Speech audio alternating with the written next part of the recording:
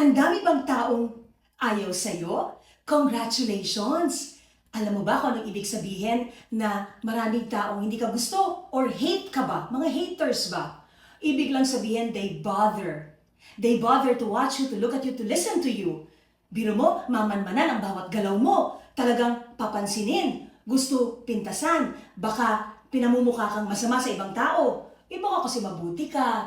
Ibig sabihin, magandang influence mo, nakakatulong ka, pinapakinggan ka, and napapaisip sila sa ginagawa mo. Meron kang dating. Meron kang influence.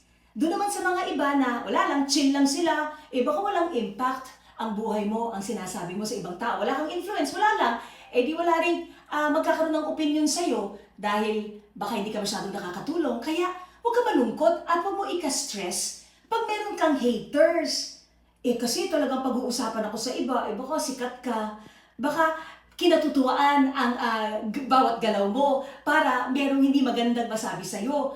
Kasi baka maganda ka. Pilit kang hilahin pababa. Kasi baka nandun ka sa taas. So now you understand where your haters are coming from. But you have to thank them.